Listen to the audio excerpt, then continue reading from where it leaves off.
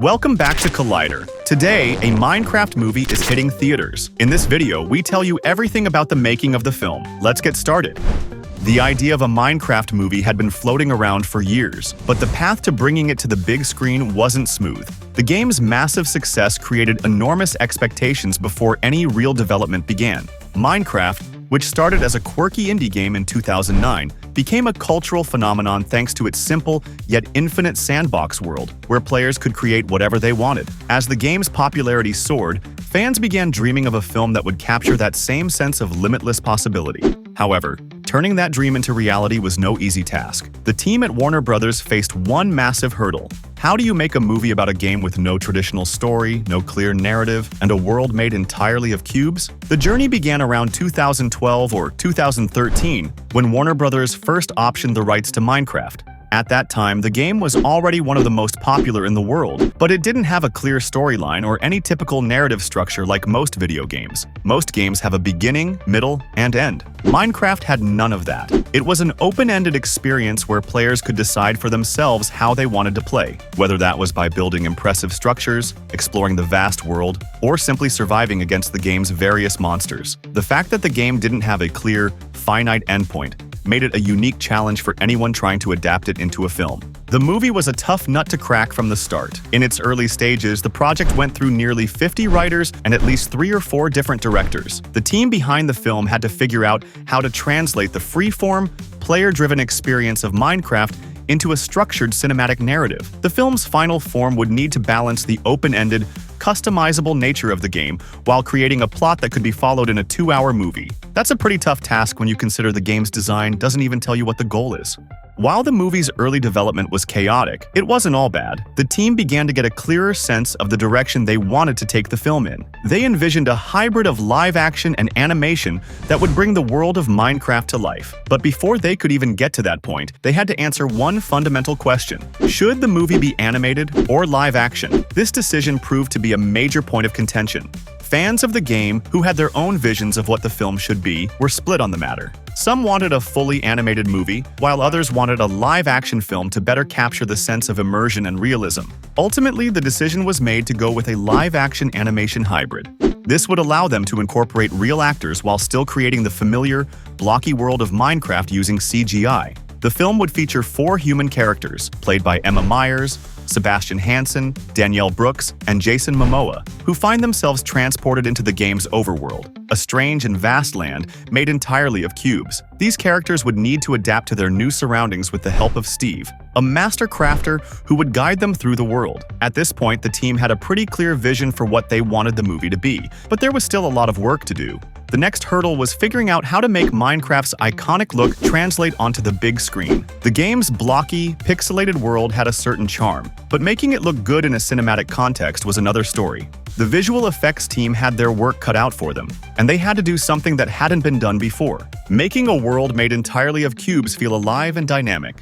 When we think about Minecraft, the first thing that probably comes to mind is its simple, blocky aesthetic.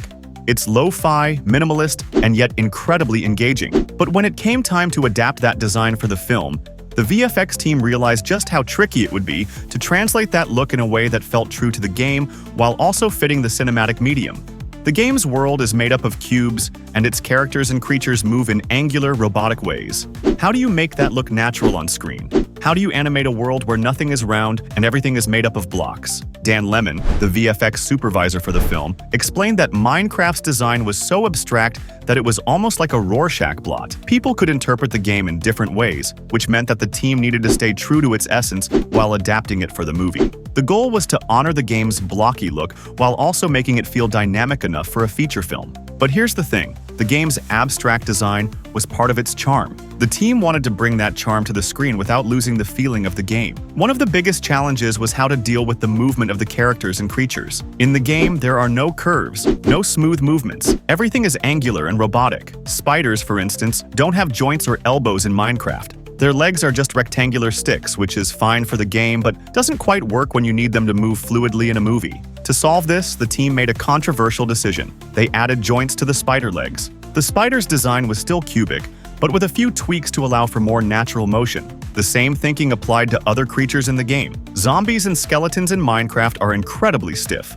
with minimal animation. But in the movie, the team needed to make them more expressive. The solution was to give them just enough naturalism to make them feel like they belonged in a live-action world. They didn't completely abandon the game's aesthetic, but they did push it far enough to allow the characters to move, speak, and emote in ways that the game's rigid mechanics wouldn't allow. Incorporating human actors into this world was another challenge. The film would feature real people interacting with the CGI world of Minecraft, so the VFX team needed to make sure the two would mesh seamlessly. While it was important to keep the world true to the game's design, they also had to make sure that the human characters didn't look out of place. The film's aesthetic had to balance the real-world elements with the fantastical, blocky world of Minecraft. The actors, who would be interacting with digital characters and environments, had to feel integrated into the world, even though they were working within a fantastical, cubic universe. As much as the technical aspects of making a Minecraft movie were important, the heart of the film was always about creativity. Minecraft is a game that thrives on the imagination of its players, and the filmmakers knew they had to capture that same sense of possibility and wonder in the movie. Steve was the perfect guide to help the human characters navigate this strange new world. His character embodies the spirit of Minecraft, a kind of goofy, adventurous energy that encourages players to be creative, build things, and explore. The quartet, played by Emma Myers, Sebastian Hansen, Danielle Brooks, and Jason Momoa, represent different ways players engage with the game.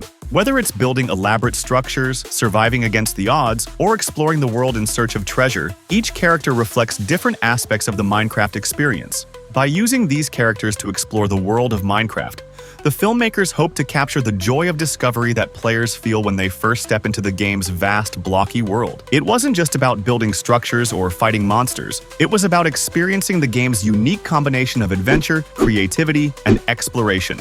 As the characters in the film discover, the world of Minecraft is more than just a series of cubes. It's a place where anything can happen, and where players are only limited by their own imagination. That sense of endless possibility was something the filmmakers wanted to convey through the story, while still keeping the film grounded in a narrative that audiences could follow. Bringing Minecraft to life on the big screen required a mix of cutting-edge visual effects, talented actors, and a deep understanding of what makes the game so special. The team behind a Minecraft movie faced countless challenges, from dealing with the abstract, blocky design of the game's world to figuring out how to incorporate live-action elements without losing the spirit of the game. But through a lot of hard work and creativity, they managed to create a film that captured the essence of Minecraft while still making it feel like a fresh, exciting cinematic experience.